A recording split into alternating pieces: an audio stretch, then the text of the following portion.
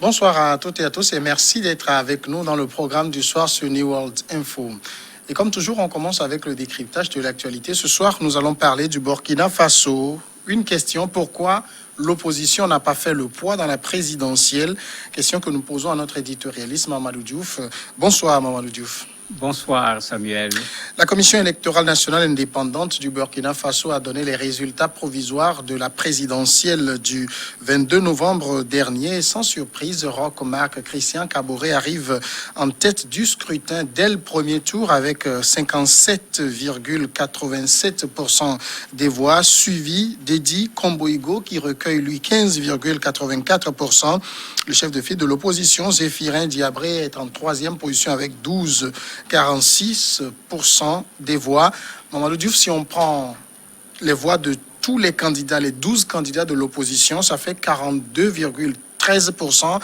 C'est dire qu'ils n'ont pas fait le poids devant Roch Kaboré. Oui, il y a eu des erreurs stratégiques, il y a eu des erreurs dans la communication. L'erreur stratégique, c'était la dispersion. On le dit tout le temps dans nos pays, quand il y a trop de candidats, les populations ne se retrouvent plus. Vous avez quelqu'un comme Ablassé qui a son programme sur 350 pages. Même les intellectuels, combien lisent un programme de 350 pages. Donc, on peut s'asseoir, concevoir de façon extraordinaire sur le plan intellectuel, mais quand on s'adresse aux populations, il ne faut pas se tromper de cible. L'autre élément, la dispersion a fait que finalement, les populations s'interrogent sur qui il faut choisir, d'autant que quand on regarde une bonne partie de ces candidats viennent du CDP, ils sont partis à des moments différents, tout simplement.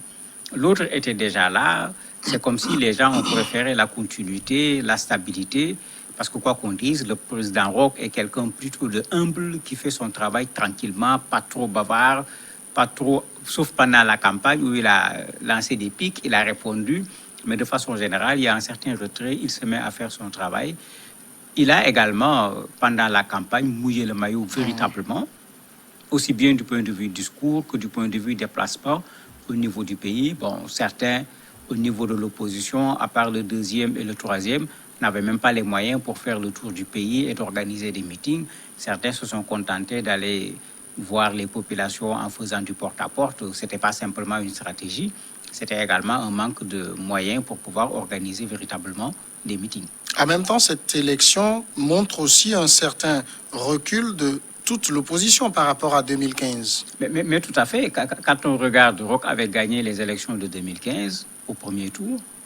Il a gagné les élections cette fois-ci également au premier tour, mais il a progressé. Ce qui est curieux même, il a progressé alors que quand on regarde le taux de participation de 2015, il est plus élevé que le taux de participation de cette année. C'est vrai qu'il y a cette question de la violence. Il y a plus de pratiquement 1700 bureaux de vote qui n'ont pas été ouverts. Ça peut jouer sur cet élément-là. Mais ce qui est clair, c'est que de la même façon que l'opposition a reculé, lui, il a avancé.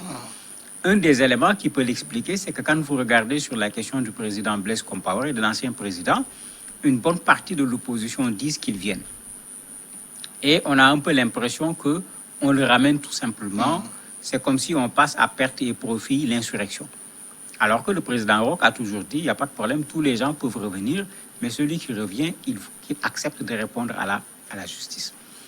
Il y a une autre erreur stratégique, c'est cet accord politique, où on dit que celui qui est deuxième, s'il y a second tour, nous tous, on vote pour lui. Mais pourtant, ça avait soulevé un sérieux débat au Burkina. Les gens disaient, mais et si CDP arrive deuxième?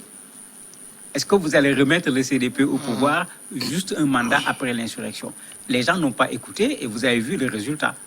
Si on était allé au second tour aujourd'hui, toute l'opposition allait se mettre derrière le CDP et certaines populations l'avaient compris, elles l'avaient dénoncé en disant non, que les partis qui ont participé à l'insurrection et autres se mettent ensemble, oui, mais que le CDP soit dedans et que le CDP puisse avoir la chance de revenir au pouvoir juste 5 ans après pratiquement l'insurrection. Certains ont trouvé que ce n'était pas pensable et ils ont préféré voter pour qu'il n'y ait pas le second tour. Cette élection semble s'être jouée, malgré qu'il y avait 13 candidats, juste entre 3 candidats. Oui, mais tout le monde avait vu ça dès le départ. Tout le monde savait que... Bon, les gens disaient quand même qu'il y avait 2 élections. Il y avait une élection qui concernait la présidence de la République. Qui va être le président de la République? Beaucoup de gens pensaient que Roch avait toutes les chances du monde pour pouvoir passer. Avec quel pourcentage, c'était peut-être ça qui n'était pas facile à déterminer. Il y avait une deuxième élection. C'était pour qui va être le chef de file de l'opposition. Et tout le monde avait dit clairement que cette seconde élection va concerner plutôt cette fois Komboigo et Zéphirin. Et comme ça a été dit, on a vu les chiffres changer en fonction des communes et finalement, c'est Komboigo qui est deuxième pour ce qui est de la présidentielle. Les résultats des législatives ne sont pas encore sortis pour qu'on sache ce que cela va donner. Mais si ce qu'il a fait au niveau de la présidentielle se confirme, c'est lui qui risque de se retrouver chef de file de l'opposition au Burkina Faso. Et pour l'opposition, dans son ensemble, quelles leçons il y a à tirer de ce scrutin pour les prochaines années? À mon avis, il y a plusieurs leçons à tirer. La première leçon, il faut que les gens cessent de confondre leur popularité et la possibilité de devenir président de la République. Pour devenir président de la République, il faut avoir une machine électorale. Et la meilleure machine électorale, c'est un parti. Et quand je dis un parti, je ne dis pas un parti qui se réunit, qui fait son assemblée générale dans une salle de 4 mètres carrés. Je parle d'un véritable parti implanté partout dans le pays, implanté à l'étranger, avec des cadres qui sont capables de faire des propositions, de critiquer l'action gouvernementale. Parce que les gens attendent la campagne électorale pour venir se présenter et puis parler aux populations. Non. C'est pendant tout un mandat que tu dois montrer aux populations que je connais ce pays, je maîtrise les rouages de l'administration, de par des propositions, de par des contre-propositions, vous montrez que vous avez vraiment l'étoffe pour pouvoir devenir président de la République. En ce moment, au moment de la campagne, le travail que vous faites, c'est juste, j'allais dire, une façon de venir faire la finition d'un travail qui a été fait sur une longue période.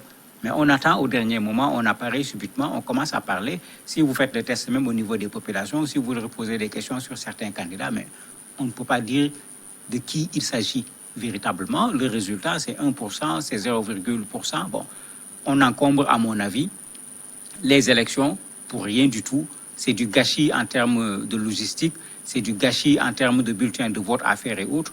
Il faut peut-être qu'on fasse ce qui est fait au Sénégal et ce qui est fait dans d'autres pays, qu'on insiste davantage sur le parrainage pour éviter que tout le monde vienne devenir candidat pour ensuite se retrouver avec des résultats pratiquement minuscules. On n'a pas vu au niveau du Burkina Faso cette guerre qu'on voit à des élections dans d'autres pays où on s'oppose pour voir qui va être le candidat unique de l'opposition. Il n'y a pas eu ça, c'est que l'opposition n'a pas tenté de s'unir. Non, c'est le contraire, il n'y a pas eu de tentative de s'unir. L'opposition s'est entendue contre le pouvoir. Mais ils ne l'ont pas fait de façon structurelle. Quand on regardait les investissements, comment on les appelle encore, quand on investissait les candidats, les investitures, à chaque fois que vous voyez un candidat de l'opposition en train d'être investi, vous voyez les autres candidats de l'opposition, surtout les signataires de l'accord, qui étaient là. Donc, il y avait un soutien réciproque, mais chacun voulait aller tout seul. Et cela leur avait été reproché. Les communicateurs leur avaient dit, mais attendez, les populations ne vont pas comprendre ce message-là. Mettez-vous ensemble pour que les populations sachent que vous faites un bloc, mais chacun vient soutenir l'autre, alors que vous cherchez tous le même fauteuil, ça pose problème. Et finalement, pendant la campagne, à un certain moment, entre Zéphirin et Komboigo, bon, il y a finalement eu des pics parce qu'ils ont compris, c'est pourquoi je parlais de deuxième élection. Quand Zef a fait sa proposition pour amener la mer au Burkina, bon, on a vu le gars réagir en nageant en l'air pour montrer que le gars va amener la mer ici, mais c'était prévisible parce que, quoi qu'on dise, c'est le fauteuil que chacun d'entre eux voulait. Et chacun voulait pour lui-même avant de vouloir pour l'autre. Et ça a un peu noyé, ce qui aurait permis d'avoir une opposition structurée autour d'un programme pour créer l'alternance au Burkina. Roch Kaboré, donc reconforté avec 57% des voix, mais en même temps, il ne doit pas se comporter en terrain acquis et conquis. Non, il ne l'a pas fait. Dans son discours après les résultats, quand on le regarde, c'est un président très modeste qui reconnaît ses acquis, mais qui reconnaît ses insuffisances et qui ouvre les mains. D'ailleurs, ça a toujours été son attitude. Même pendant la campagne, son thème, c'était un nouveau contrat pour la paix et la cohésion sociale.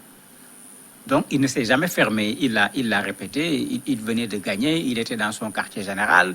Les gens étaient en train de jubiler. Mais quand on le regardait, il n'a pas véritablement jubilé lui-même. Il a plutôt ramené au devant de la scène les défis que tous les Burkinabés doivent relever. La question de l'insécurité, il est revenu là-dessus. La question du développement, il est revenu là-dessus, etc. Donc, il ne s'est pas mis à dire « je suis là, je vais régler tous les problèmes ». Et pendant la campagne, c'est le discours qu'il tenait. Il montrait aux gens que la situation était effectivement une situation difficile et qu'il fallait qu'on se mette ensemble pour trouver une solution. En même temps, quand on regarde aussi cette élection, ça a été un affrontement de compaoristes, que ce soit Kaboré, Diabré, Komboïgo, Ouedraogo, les deux Ouedraogo d'ailleurs et tout.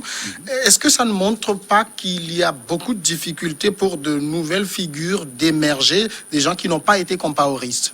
Mais, tout à fait. Quand on regarde tous ces personnages, c'est pourquoi je disais tout à l'heure que c'est du CDP avec des gens partis à des moments différents.